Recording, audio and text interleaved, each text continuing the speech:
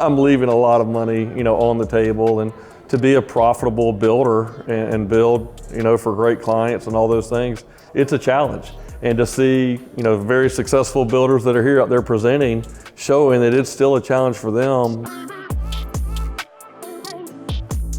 All right, Jeff, Contractor Coalition, day 2 of Omaha.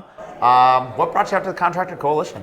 Really, for me, I listened to your podcast, Brad's podcast, and just number one, getting to know you guys through that and learning kind of how you operate, and really just very professional and the way you guys do your business. And, hearing about the coalition, there's obviously a lot of different options to go to different conferences and those type things. But the more I looked into this, it was really looking at the outline, talking about client experience, talking about contracts, talking about marketing.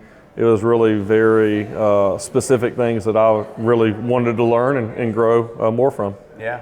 When you're talking to the other builders, yeah.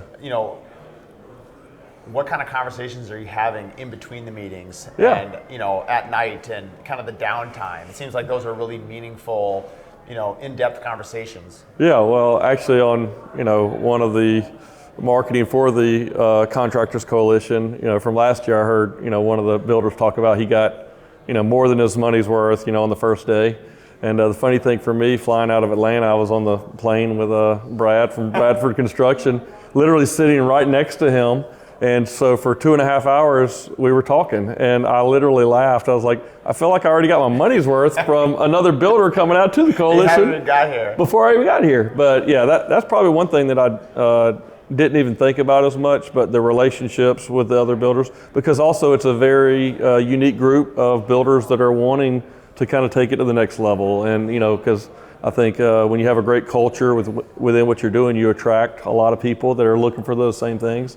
So those relationships are very valuable. I've already set up, several meetings coming out to meet with other builders at their locations and learn from them. And so that's been a big plus. Yeah, I think that growth mindset is super valuable. It's kind of, in some ways, the culture, Morgan Mauldner always says your vibe attracts your tribe. Yes. But, every single person I've ever met at any coalition, there's over 300 alumni at this point, they all have the same mindset. So it's no wonder I like them all, because right. it seems to draw people that want to grow, people that are coming and saying, oh, I know it all. Well, sure. They're not going to come. Yeah, that's been one of the probably most impressive things for me. I mean, it's one thing to, be able to listen to your podcast, just kind of from a one-way communication and Brad and Nick, but being here and being around all of you, like just great people and wanting to share, like not in a hurry to just answer a question and go somewhere else. Like in my world, that's just very unique. And sometimes as builders in our local communities, other builders are kind of closed off, worried a little bit about the competition or whatever. But, as y'all talk about, collaboration over competition, and because we face so many of the same problems and so many issues. And so to be able to kind of hear how other people are doing it, that's just a very valuable asset.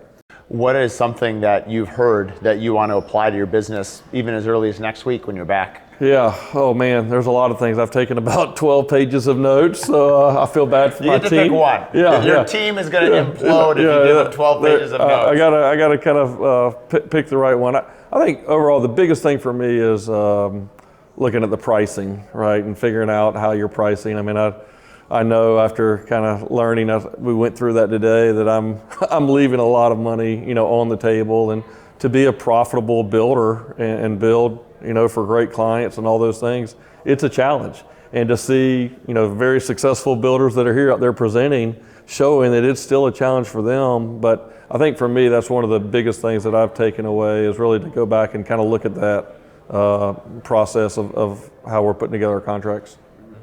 An interesting perspective, I've had some of our partners and sponsors, give their testimonials.